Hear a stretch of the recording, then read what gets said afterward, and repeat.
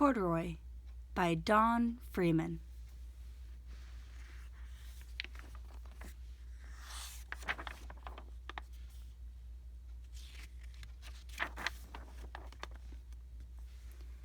Corduroy is a bear who once lived in the toy department of a big store. Day after day he waited with all the other animals and dolls for somebody to come along and take him home.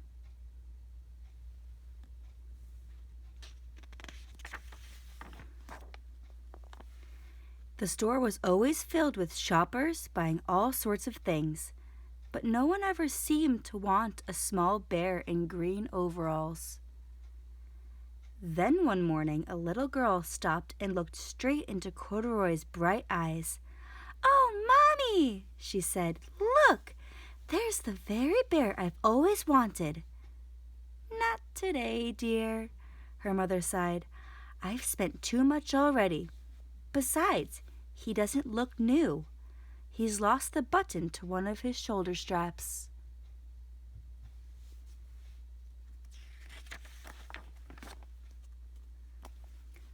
Corduroy watched them sadly as they walked away. "I didn't know I had lost a button," he said to himself. "Tonight I'll go and see if I can find it."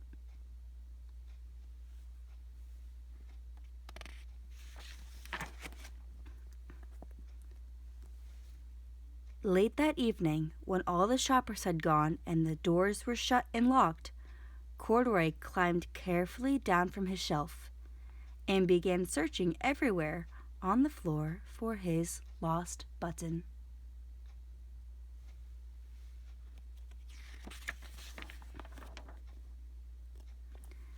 Suddenly he felt the floor moving under him. Quite by accident, he had stepped onto an escalator, and up he went. Could this be a mountain? He wondered. I think I've always wanted to climb a mountain.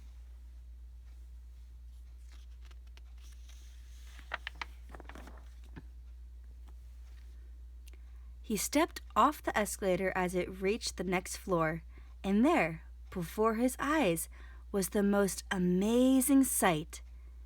Tables and chairs and lamps and sofas and rows of beds. "This must be a palace," Corduroy gasped. "I guess I've always wanted to live in a palace."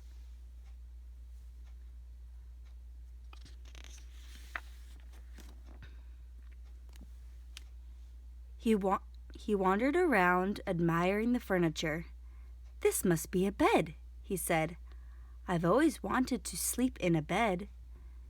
And up he crawled onto a large, thick mattress. All at once he saw something small and round. "Why, here's my button!" he cried, and he tried to pick it up. But like all the other buttons on the mattress, it was tied down tight.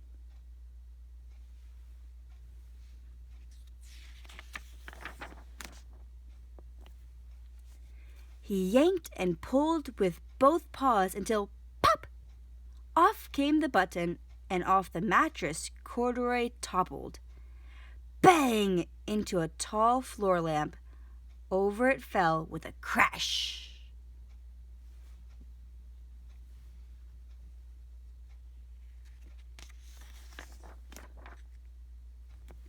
Corduroy didn't know it, but there was someone else awake in the store.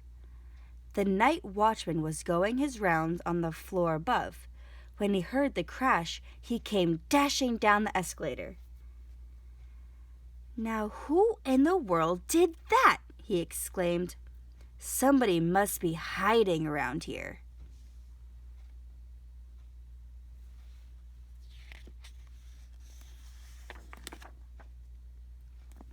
He flashed his light under and over sofas and beds until he came to the biggest bed of all. And there he saw 2 fuzzy brown ears sticking up from under the covers. "Hello," he said. "How did you get upstairs?"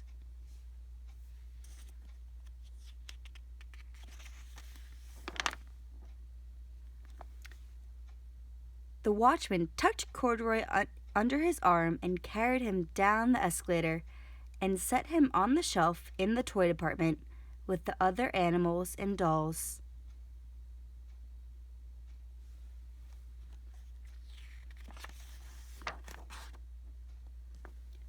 Corduroy was just waking up when the first customers came into the store that morning, and there, looking at him with a wide, warm smile, was the same little girl he'd seen only the day before. "I'm Lisa," she said, "and you're going to be my very own bear. Last night I counted what I had saved in my piggy bank, and my mother and I could bring you home."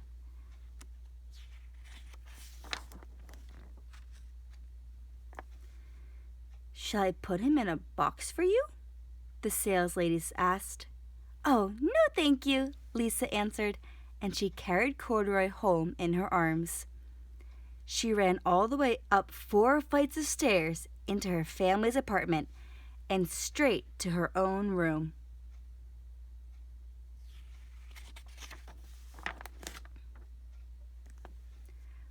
Corduroy blinked. There was a chair and a chest of drawers, and alongside a girl-sized bed stood a little bed just the right size for him. The room was small, nothing like that enormous palace in the department store. "This must be home," he said. "I know I've always wanted a home." Lisa sat down with Corduroy on her lap and began to sew a button on his overalls. "I like you the way you are," she said, "but you'll be more comfortable with your shoulder strap fastened."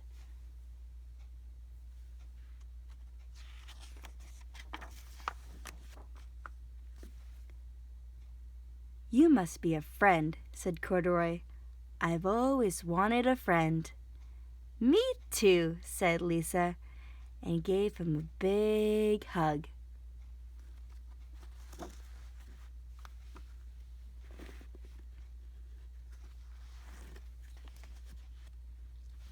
If you liked today's story, make sure you give the video a thumbs up and don't forget to subscribe down below.